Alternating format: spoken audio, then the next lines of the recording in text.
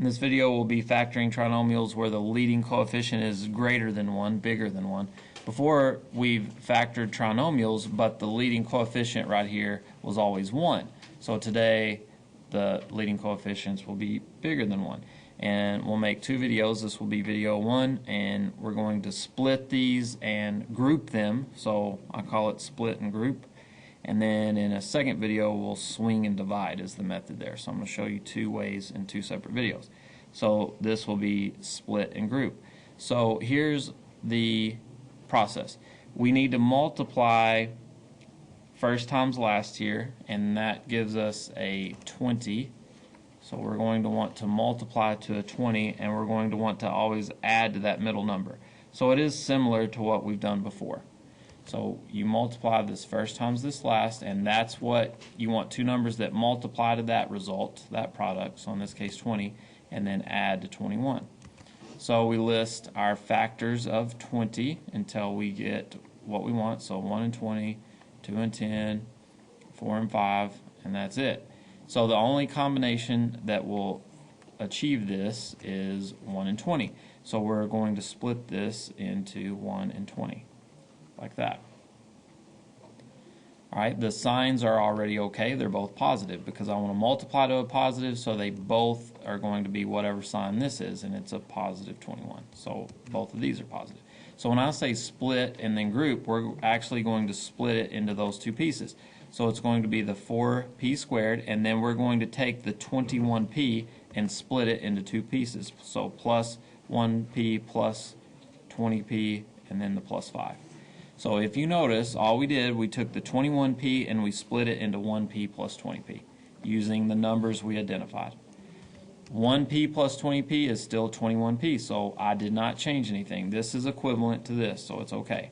Then it's called split and group, so now we're going to group this. We're going to group those two, and we're going to group those two. We've done factoring by grouping, so now it's just going to be the same as it's been in previous lessons. So the greatest common factor here is a p, so I'd be left with 4p plus 1. Then the greatest common factor here is a plus 5, so greatest common factor is plus 5. I would be left with a 4p plus 1. And then, just like when we factor by grouping, the two outside, this one and this one, go together, so p plus 5. If you're having trouble factoring by grouping, go and look at those videos. And the second factor would be 4p plus 1. So this right here, 4p squared plus 21p plus 5, factors to p plus 5, 4p plus 1. And as we discussed, I could write it in a different order. I could write 4p plus 1, p plus 5. Order doesn't matter when you multiply. That way or this way, they're both the same. Okay, here's another example. So we have a leading coefficient bigger than 1. We have a trinomial. So here's our process using split and divide. We're going to split it into pieces. Split and group. We're going to split it into pieces and then group it. So I need to multiply this first times last. So 4 times 9 is 36. So I want to multiply to 36. I want to always add to the middle number, so negative 15. So I'm multiplying to this. I'm adding to this. I'm going to split it into two pieces in a moment. So factors of 36, 1 and 36, 2 and 18, 3 and 12, that's probably it. That'll give me a 15. 4 and 9, and 6 and 6. So those are my options.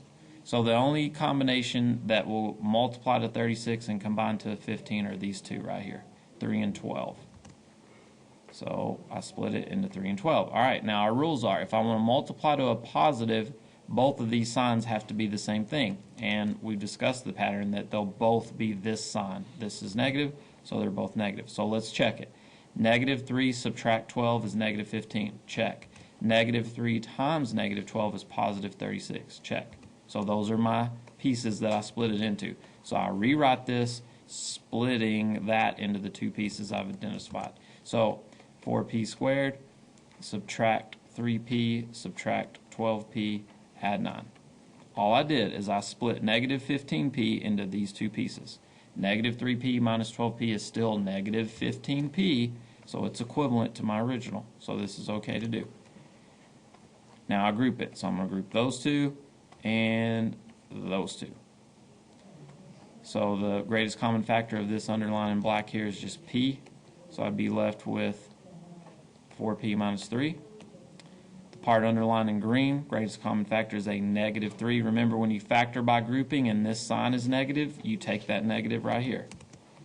So it'd be a negative 3, and negative 12p divided by negative 3 is 4p. 9 divided by that negative 3 is a negative 3. When I factor by grouping, I want these parentheses to match. They do, so we're good. So it factors to p minus 3, 4p minus 3. So 4p squared minus 15p plus 9 factors to p minus 3, 4p minus 3.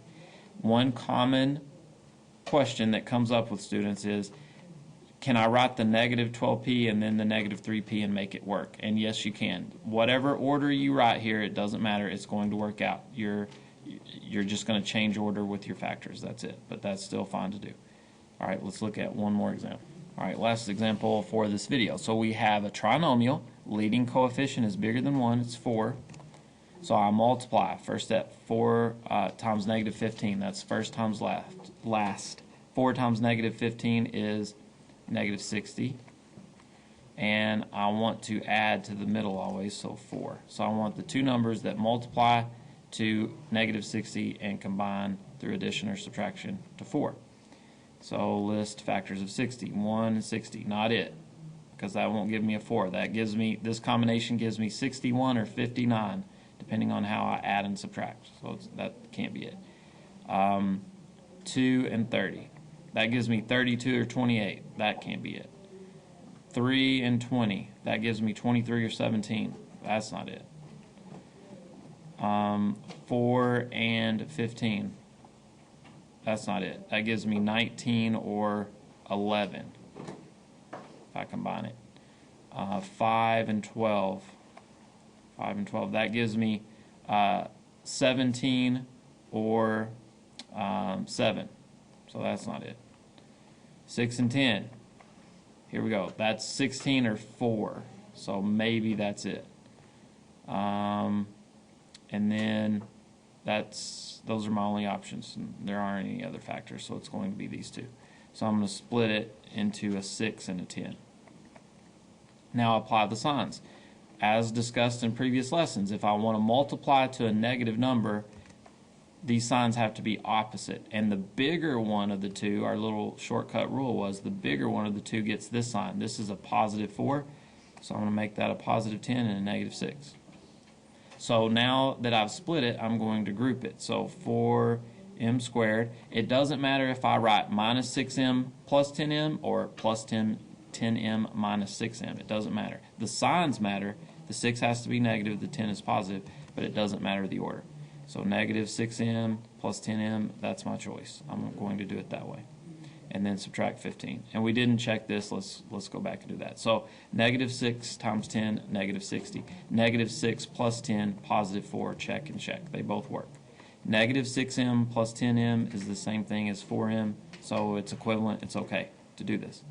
So now group it. I'm going to group those two, and I'm going to group those two.